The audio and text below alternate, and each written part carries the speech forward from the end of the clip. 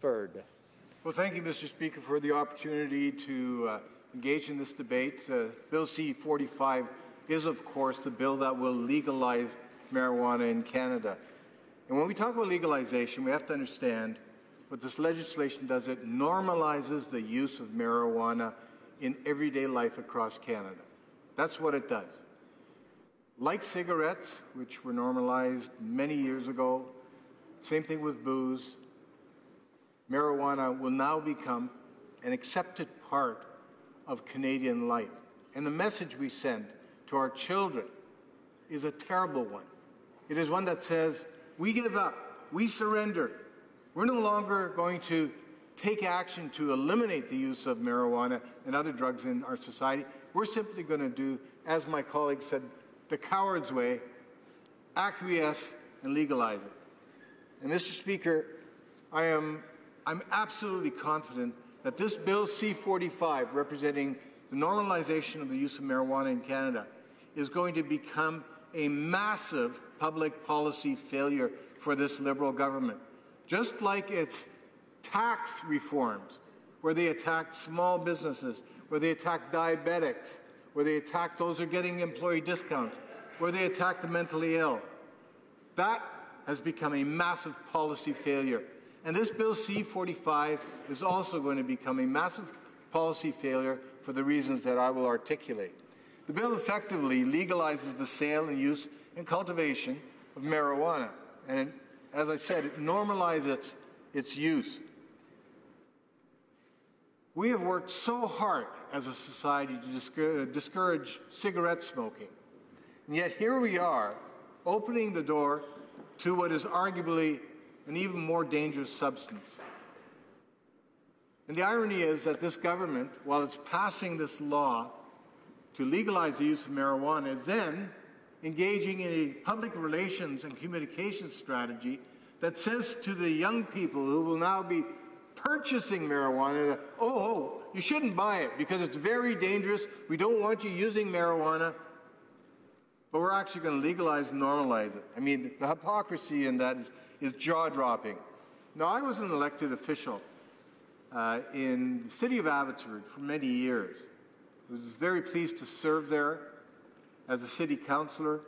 And I can tell you that as city councillor, one of the biggest challenges we had was the growing of marijuana plants in homes. Now, many of these were illegal grow-ops, but eventually medicinal marijuana was approved for use in Canada, and homes are now growing this under the auspices of this providing them with some kind of medicinal relief. But what has happened is that you have communities and neighborhoods within Abbotsford that are wonderful neighborhoods, but they have houses in which marijuana is grown. Historically, what they did is they would cover the windows with foil, and the stench emanating from those properties was overwhelming. There was a constant stream of neighborhood members who would come to us as council members complain about this. Now, this bill actually authorizes the growing of marijuana plants at home. And I can assure you, Mr. Speaker, many Canadians, unfortunately, will take that opportunity to grow more than the 4 plants that are allowed under this legislation. And that is going to result in continued challenges with our neighborhoods across Canada. Now, there was a stated objective of this government that they wanted to protect youth, and that the regulation and the legalization of marijuana was going to achieve that end. Now, they've stated that they also want to eliminate organized crime. But we know that children under the age of 18 are not supposed to be buying marijuana. Anyone over the age of 18 under this legislation can now legally purchase and consume marijuana. But those under the age of 18 can't. Ironically, those between the age of 12 and 17, they're allowed to possess small amounts of marijuana. So where are they going to acquire that marijuana from? They can't buy it legally, so who are they going to go to? Well, organized crime is going to supply that drug. There's a bigger problem, Mr. Speaker. All the research, the medical research, the scientific research, says that marijuana use among young people has a very negative impact on the developing young brain. And I just question this Liberal government. Why would they want to legalize a drug that we know is going to be used by our youth in increasing numbers because it's going to become that much more available to them? Why would we allow this to happen when it is very clear from the medical literature that the use of marijuana amongst young people invariably leads to significant mental health issues? In fact, I'm predicting, Mr. Speaker, if this legislation passes, that in 5, 10, 15 years from now, Canada will face a mental health crisis. All of these youth who will now have greater access to marijuana will be suffering from significant challenges, mental health challenges. What a terrible legacy for us to leave behind for our children.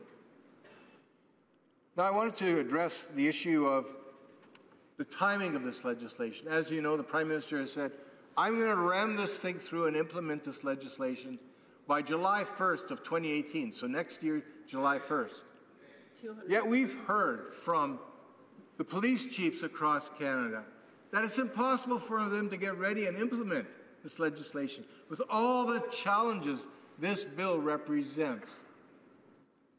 We've heard from communities across the country, from my own city of Abbotsford, which has communicated with the federal government, made a submission to the committee that studied this bill, and has said, please, you can't do this by July 1st. The provinces and the territories are saying, Mr. Prime Minister, July 1st is way too ambitious to implement this plan. We're not going to be ready for it, and because we won't be ready for it, our police services won't be ready for it, our educational system won't be ready for it, Canadians won't be ready for it, generally speaking. It is going to result in a fiasco. But that's what we've come to expect from this Liberal government. It doesn't matter what file they touch. It ended up being a huge mess. Whether it's an ethical failure like that of the finance minister, whether it's the Prime Minister and his fundraiser having offshore accounts. Mr. Speaker, nobody trusts this government anymore. There's been a fundamental breach of trust. When I look at some of the other challenges,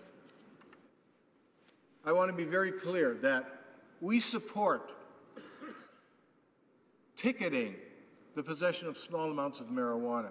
So the decriminalization, when it comes to small amounts of marijuana, we're supportive of that.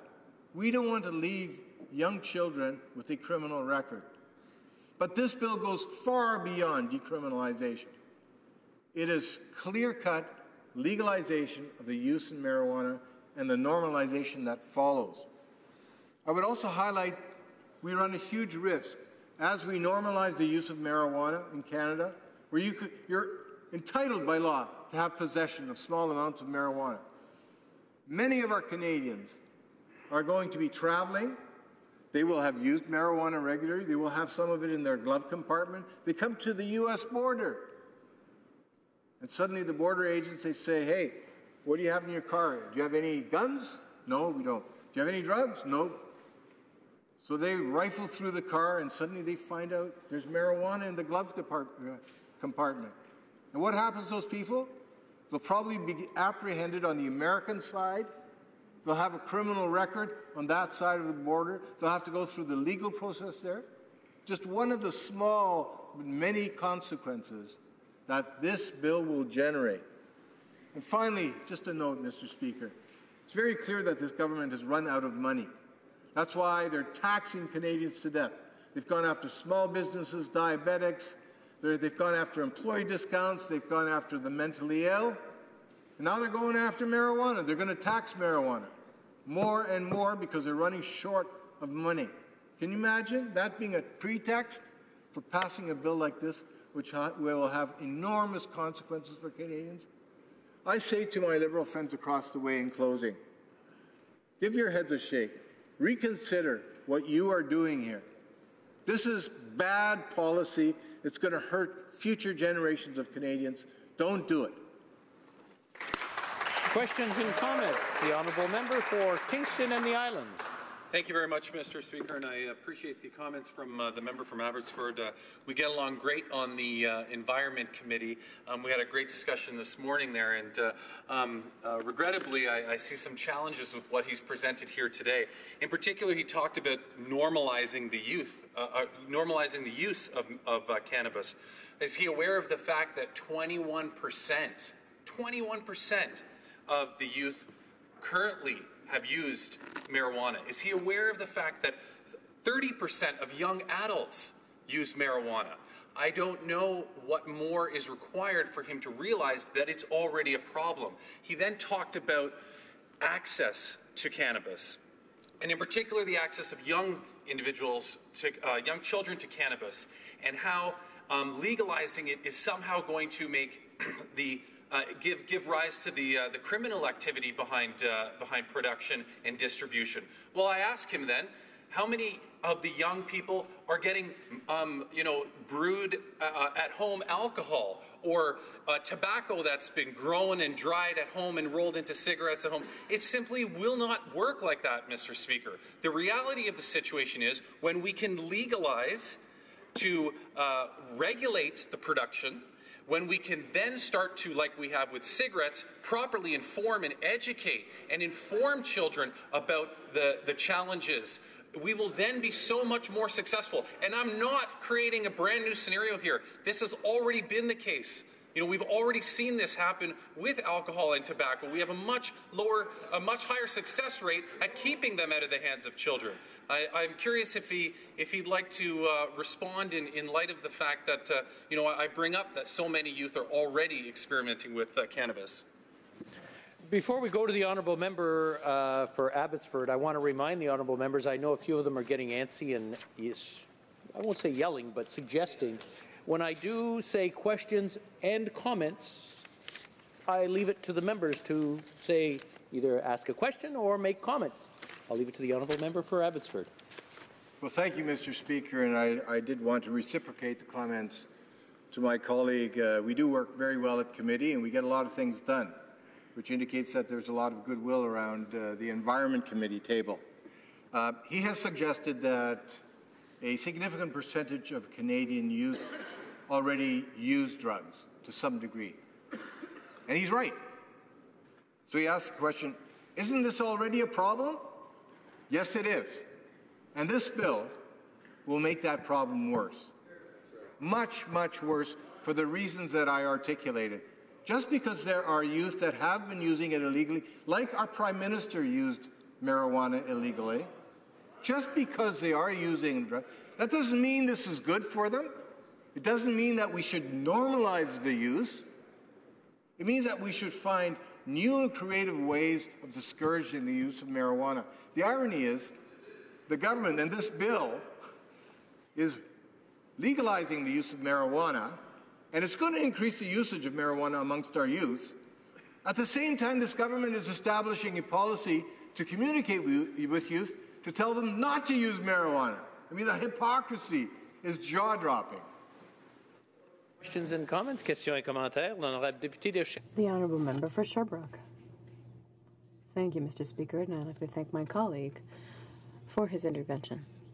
But I'm having trouble understanding the logic of the Conservatives when we're talking about trying to find solutions to problems. Their first reaction, which we often hear from the Conservative side, is the criminal code. All the answers are in the criminal code. We need to criminalize, as though to make something criminal were to solve the problem.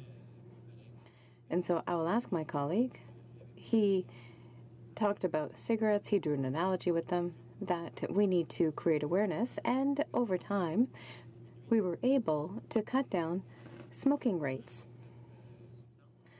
all the while knowing that this toxic substance is legal.